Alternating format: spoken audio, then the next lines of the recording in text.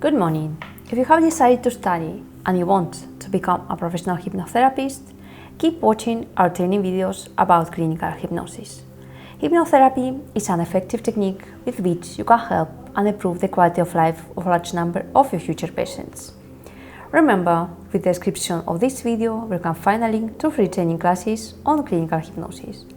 And also, you can download several ebooks also free. The information in this video is extracted from our book, Direct Clinical Hypnosis, Deep Hypnosis of our publisher, Clinical Hypnotherapy, registered with ISBN. Positive Thinking and Happiness in Clinical Hypnosis, Part 1.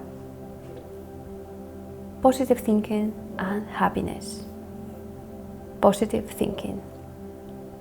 We live in a world with an average of 80% negative thoughts. It is up to each one of us to change these negative thoughts for positive ones.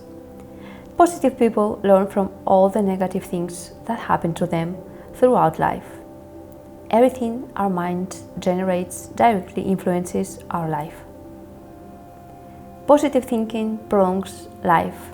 People who view their aging process with optimism live much longer than those who complain all the time about their future. Patients who experience their treatment in a positive way are cured much sooner. Everyone can create positive thoughts, but it is necessary to know how the mind works. From a psychological point of view, there is the conscious part, which is the awareness of the here and now, and the unconscious part that we are not aware of, and yet in it are stored thousands of learnings from childhood. Once you learn something, you don't have to tell your mind what to do. We can say that positive thinking is very powerful positive beliefs about oneself and about reality.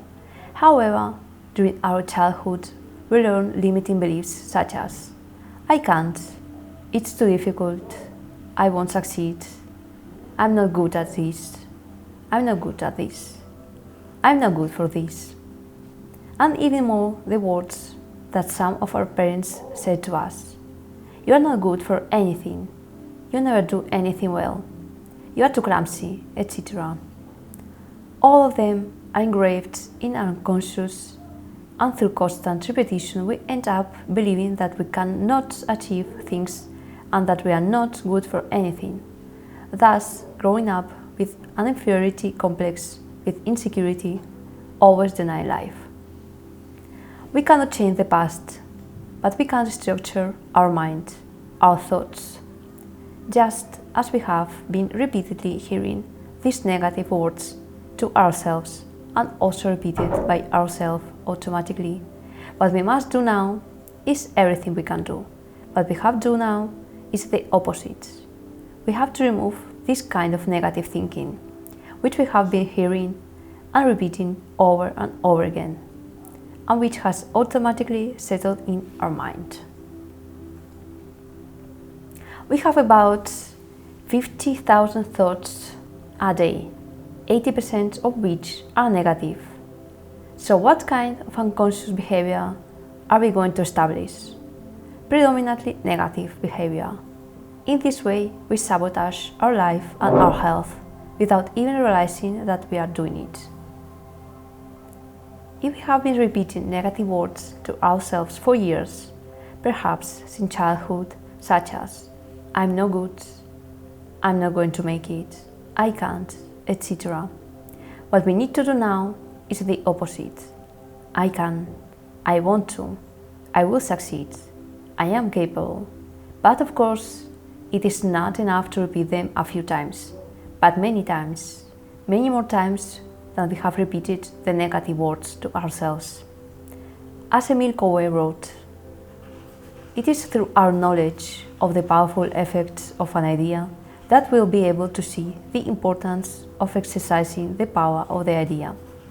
We come to see the importance of exercising a stricter and more careful censorship over the thoughts that enter our minds. This author recommends that In order to avoid the ailments caused by unhealthy thoughts and ideas, negative thoughts, we should at all times seek ideas that promote better health, greater well-being, and a higher degree of success, positive thoughts. This advice is as sensible and reasonable today as when it was written by Emil Coué. This psychiatric recommends repeat this sentence about 20 times a day. Every day, every moment, I feel better, I'm better. We also have this other phrase. Every day, in every way, I feel better, I'm better. When we are engrossed in our automatic negative thoughts and we do not know how to get these intrusive, automatic, recurrent and negative thoughts out of our minds, we must look for something to unblock us, something that helps us to stop this kind of thinking. Because if we do not stop saying negative things to ourselves, with time and repetition, they become even more deeply rooted in our mind and thus aggravate even more our possible disorder caused by this kind of negative thoughts. How can we do this? How can we stop this kind of thoughts? There is a very good technique to stop unwanted thoughts. Thought stopping, it is a very good technique. Within clinical psychology, we, from clinical hypnosis, add an exercise to diminish or eradicate those negative thoughts, and for the patient to insert in his mind more positive thoughts. Both techniques, thought stopping and positive thoughts, can be perfectly combined. Now, we are going to see an exercise that is applied while the patient is under hypnosis. It is an exercise to positive the patient's thoughts. The aim of this technique is to reduce the patient's negative thoughts and increase the amount of positive thoughts. It is also a good exercise to enhance and increase self-esteem. It is therefore very suitable for patients suffering from depression, as these patients are often burdened with negative thoughts. We must remember that psychological balance relies heavily on self-esteem. Self-esteem is the value we assign to ourselves and has to do with how much we accept ourselves, how we are and how satisfied we are with what we do, think or feel. This, in turn, is related to the degree to which we believe we have the right to be happy and how much we respect and defend our interests. It comes from knowing that we are loved and respected by others, as well as feeling competent, for example, confident and secure, which helps to make life more enjoyable and makes it easier to achieve one's goals. Self-esteem is not related to what I am, but to what I believe I am. It is an exercise suitable for practically all patients, as it raises self-esteem and helps the patient to see life in a positive way. It is about the patient seeing that he or she still has half a glass of water left, and not that he or she only has half a glass of water left. The aim of this exercise is to get the patient not to have so many negative thoughts and to think more positively and to think more positively. Therefore, it is about optimizing, positivizing, and increasing the patient's self-esteem. It is usually applied at the end of the hypnotic session.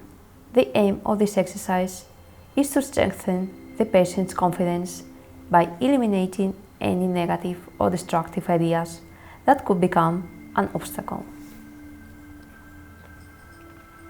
If you're interested in learning more about clinical hypnosis, watch our next video, Positive Thinking and Happiness in Clinical Hypnosis, All Positive, Part 2. Remember, with the description of this video you can find a link to free training classes on clinical hypnosis, and also you can download some ebooks also free. If you have any questions, add them in the comments area on this topic and many others we'll talk about in the channel and in the videos that we'll publish. So if you're interested, do not miss our next videos. Thank you very much.